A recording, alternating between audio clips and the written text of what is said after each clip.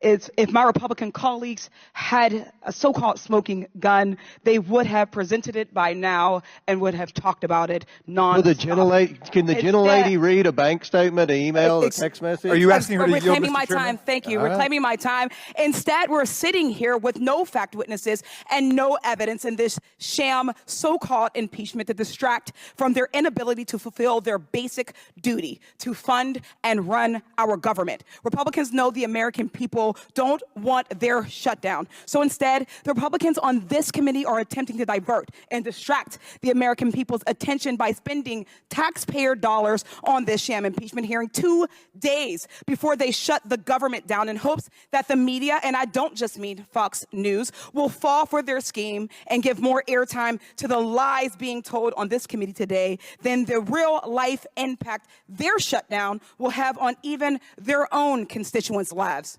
In fact, in Chairman Comer's district, Republicans' shutdown will cost 8,937 of his constituents their paychecks. In Jim Jordan's district, Republicans' shutdown will cost 3,939 of his constituents their paychecks. In Marjorie Taylor Greene's district, Republicans' shutdown will cost 6,306 of her constituents their paychecks. In Lauren Boebert's district, Republicans shut down. Democrats are the party of shutdowns. You guys love shutdowns. Thank you very much. In Lauren Boebert's district, Republicans shutdown will cost 9,016 of her constituents their paycheck. In Paul Gosar's Arizona district, Republicans shutdown will cost 12,349 of his constituents their paycheck. In Byron Donalds, 3,235 folks paycheck. In Andy Biggs, 8,433. In Lisa McClain, 7,286. In Scott Perry's Pennsylvania district and the capital of my Commonwealth, Republicans shutdown will cost 5,445 of his constituents who will lose their paycheck. Indeed, when you add it all up, Republicans shutdown will cost 217,583 of their constituents on this committee's paychecks, their income for who knows how long. Let that sink in for a second. Those are our mothers, our fathers, caretakers, brothers, sisters, moms, dad, grandmas, grandpas, friends, neighbors, beloved community members, veterans who won't know how their food or medicine will be paid for or where their rent money is coming from. Many of them vote Republican, but I bet you not one of them cares more about Hunter Biden's laptop or helping Kevin McCarthy keep his gig as leader or speaker of his dysfunctional caucus than they care about receiving their paycheck and making their ends meet. And so the Republicans on this committee are betting that we'll spend this hearing engaging in partisan bickering over their favorite buzzwords rather than talking about how the MAGA shutdown will crush all of our constituents.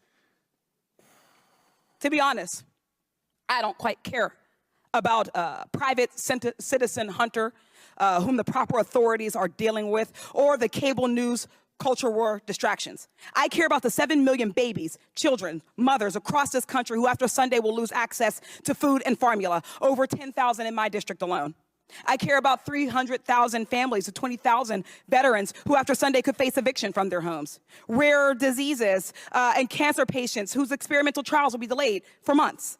And I care about our seniors unable to get help with Social Security and Medicare. And make no mistake, their attacks are targeted, both in who's behind them and who are going to be hurt most. The most marginalized folks bear the brunt of these MAGA Republicans' attacks. Black folks, brown folks, trans folks, poor folks, disabled folks. Keeping that struggle in mind, we've had 2 hearings on the infant formula shortage on the subcommittee chaired by Congresswoman McClain. Yet with the 320,000 babies, women, and children in her home state of Michigan about to go hungry due to her party's shutdown, it seems like my Republican colleagues only care about an issue when they can point the finger in another direction, much like what's going on in this embarrassment of a hearing today. Mr. Gerhardt, in one of your recent op-eds, and you have repeated it here, you mentioned that a good test for assessing the constitutionality of a governmental action is to switch the names of the political parties and the actors involved. If the outcome is the same, it is a good sign of neutrality. If the outcome is not the same, then there's a good chance that partisanship is the driving force. I think we can safely say that this inquiry would fail that neutrality test. And since I don't have time, I think we can say that we are here, America, in this sham hearing,